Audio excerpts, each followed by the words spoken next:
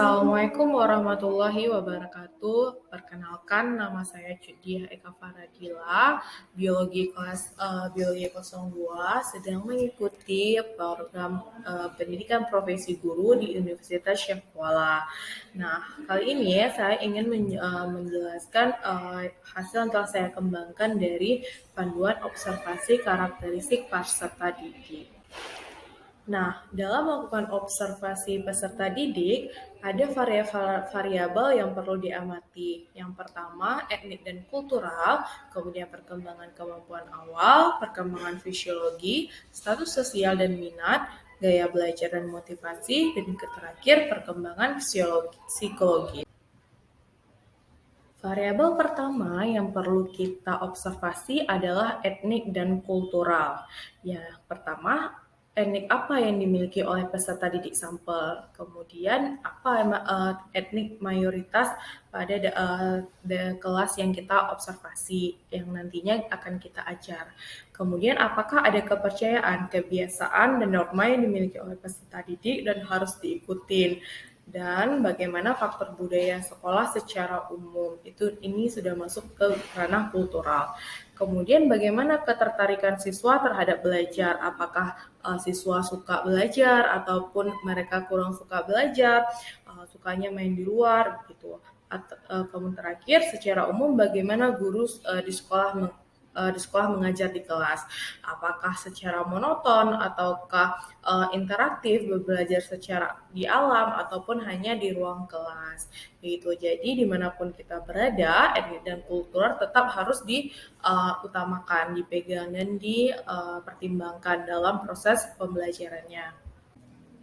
Kemudian variabel yang kedua dan yang ketiga yaitu minat dan status sosial. Nah, bagaimana minat perasaan peserta didik ketika mengikuti proses pembelajaran? Apakah dia senang, apakah dia sedih, dia kesal, kemudian bagaimana mata pelajaran apa yang diminati oleh peserta didik? Apakah biologi, fisika, kimia? Nah, kebetulan siswa sampel yang saya tanyai, yang saya observasi menyukai pelajaran biologi, yaitu pelajaran jurusan saya sendiri. Kemudian bagaimana perhatian siswa dalam belajar? Bagaimana keterlibatan peserta didik dalam kegiatan pembelajaran? Apakah peserta didik aktif ataupun pasif, hanya menunggu penjelasan dari guru saja? Kemudian bagaimana siswa memaknai manfaat dan fungsi mata pelajaran yang diminatinya? Apakah dia merasa pelajaran itu hanya sebagai formalitas atau dia mempunyai tujuan kenapa harus belajar materi tersebut atau pelajaran tersebut. Kemudian status sosial, bagaimana kondisi ekonomi keluarga, apakah menengah ke atas ataukah menengah ke bawah. Kemudian bagaimana jenis pekerjaan orang tuanya, apakah ayahnya seorang pegawai swasta, pegawai kantoran atau apa. Dan pendidikan terakhir orang tua, karena tidak dapat dipungkiri bahwa pendidikan orang tua akan berpengaruh pada perkembangan peserta didik. Kemudian bagaimana keseharian dengan anggota keluarga, apakah orang tua ada support dalam proses pembelajarannya atau tidak. Nah, yang kemudian variabel yang ketiga yaitu perkembangan psikologis. Nah, perkembangan psikologis ini memiliki beberapa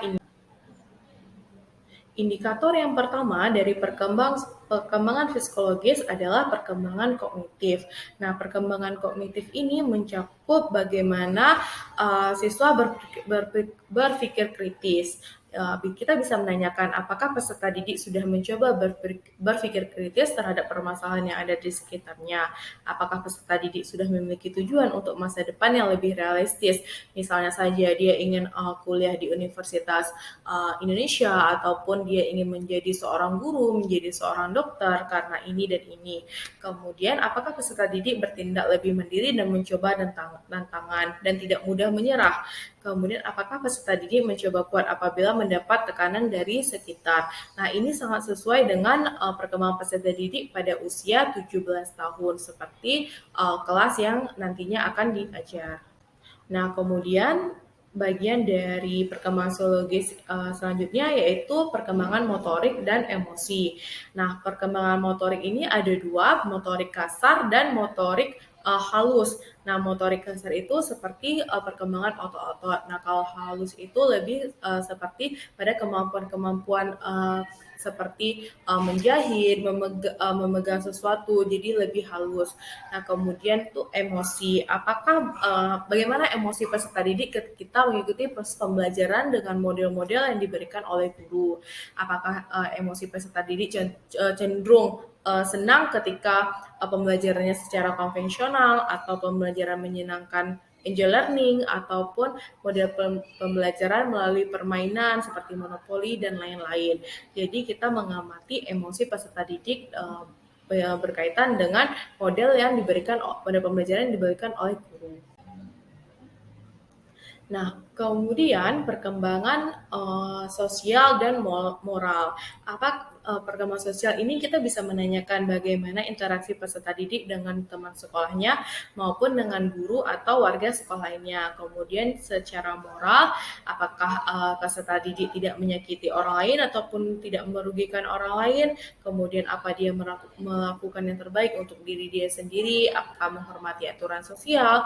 Apakah patuh dan hormat kepada guru? Apakah menghargai pendapat teman sejawat? Nah, kemudian kita juga perlu mengobservasi kemampuan awal peserta didik. Nah, kita bisa mencari tahu bagaimana kecepat tanggap peserta didik saat awal pembelajaran.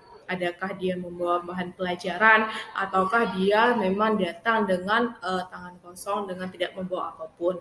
Kemudian perkembangan fisiologi. Fisiologi ini kita bisa bisa menanyakan langsung kepada peserta didik tinggi badannya, apakah sesuai dengan umurnya dan berat badannya apakah sudah ideal menurut BMI atau BMR sesuai dengan tinggi badan dan umur peserta didik. Kemudian bagaimana perubahan fisik peserta didik? Apakah sudah mengalami menstruasi atau pada perempuan ataupun pada laki mimpi basah?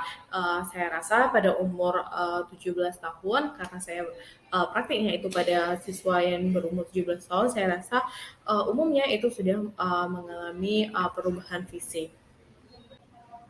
Nah, yang terakhir yaitu gaya belajar. Gaya belajar dan motivasi. Yang pertama tuh gaya belajar. Apakah gaya belajar peserta didik ini dengan visual, auditory, kinestetik, atau reading and writing? Nah, kalau visual, apakah dia cenderung untuk melihat sesuatu baru dia mendapatkan pemahaman. Jadi biasanya dia cenderung untuk menggunakan stabilo-stabilo berwarna ataupun yang auditory dia cenderung menggunakan pendengarannya, jadi apa yang didengar itu akan diserap dengan baik. Ataupun yang kinestetik yang siswa yang lebih suka sambil mengerjakan tugas itu jalan-jalan, bergerak begitu. Ataupun tipikal yang reading sama writing, jadi dia cenderung lebih suka membaca dan menulis, jadi ilmu yang diserapnya itu lebih banyak dari bacaan atau tulisan. Nah, yang terakhir itu motivasi. Apakah ada motivasi intrinsik, yaitu dari dalam diri sendiri, keinginan untuk terus belajar, keinginan untuk mencapai tujuannya di masa depan, ataupun ada motivasi ekstrinsik. Itu bisa dari orang tua, teman sejawat, keluarga, lingkungan, dan lain-lain. Jadi kita bisa mengamati bagaimana motivasi yang dia dapat. Sekian pemaparan hasil pengembangan pedoman observasi peserta didik oleh saya. Jangan lupa di-subscribe ya. Terima kasih telah menonton. Assalamualaikum warahmatullahi wabarakatuh.